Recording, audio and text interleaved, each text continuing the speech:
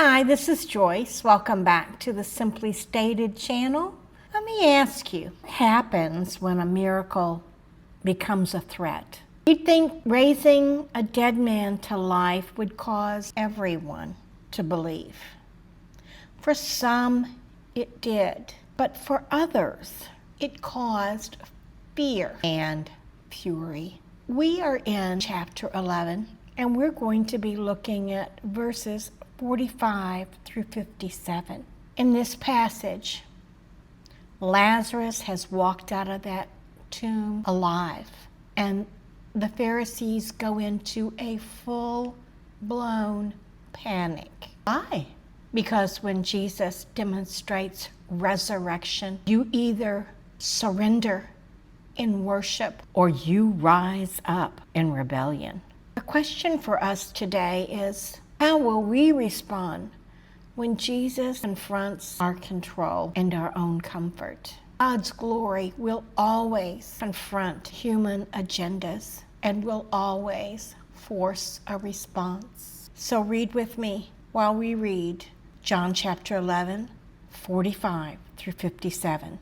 Therefore, many of the Jews who had come to visit Mary and had seen what Jesus did put their faith in him. But some of them went to the Pharisees and told them what Jesus had done. Then the chief priests and the Pharisees called a meeting of the Sanhedrin.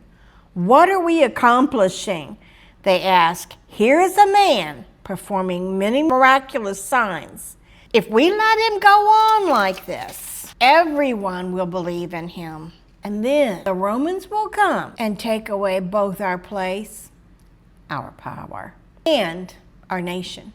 Then one of them, named Caiaphas, who was high priest that year, spoke up. "You know nothing at all.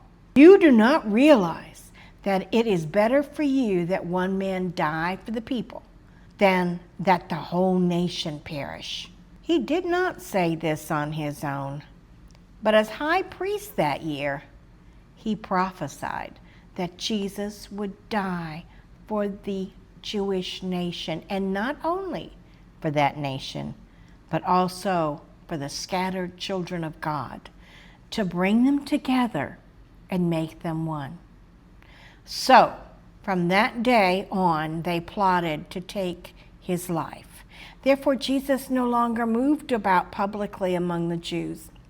Instead, he withdrew to a region near the desert, to a village called Ephraim, where he stayed with his disciples.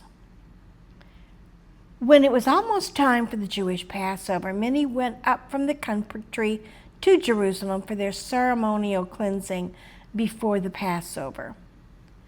They kept looking for Jesus, and as they stood in the temple area, they asked one another, "What do you think? Isn't he coming to the feast at all?"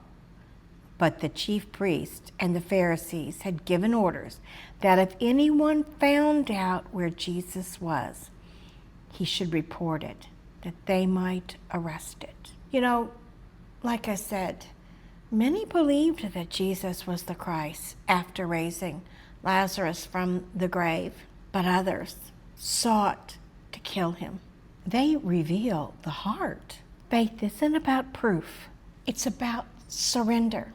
It's about Jesus leading the way over our lives, over our plans, over our thoughts, over our agendas. And we have to beg the question of each of ourselves. What do you do when Jesus reveals what's ruling your heart? Psalm 139 is a beautiful statement. Let's go there and read it.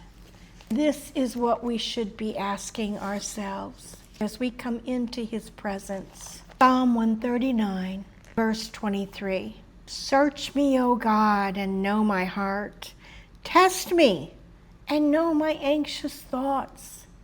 See if there is any offensive way in me, and lead me in the way everlasting."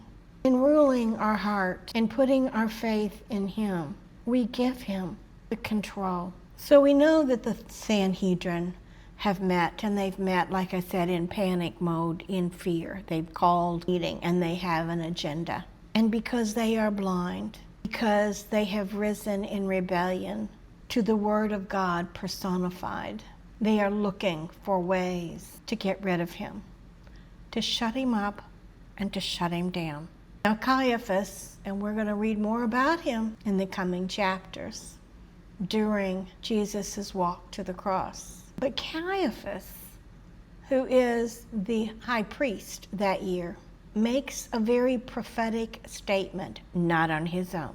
To him, it was a political remedy. God used it as a prophetic revelation. And he says, it's better for one to die for the nation than the nation entirely perish. Little did he know that God was using, yes, that statement. Jesus would be sacrificed, not only for the nation, but for the entire world, as John calls it, for the scattered children of God, that they would all be one. You see, God's sovereignty works even through men's schemes. What man plots, God repurposes. We go back to Romans 8:28. God works all things to the good of those who love him and are called according to his purpose. When we think that we are undone by sinister plots, God is working it out. So Caiaphas and the high priest, the Pharisees, the Sanhedrin, had plotted for Jesus' death.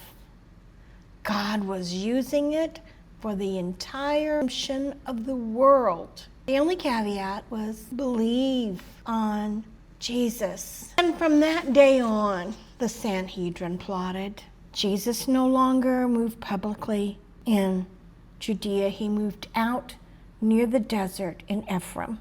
People had heard of this wonderful miracle, the last miracle Jesus would perform.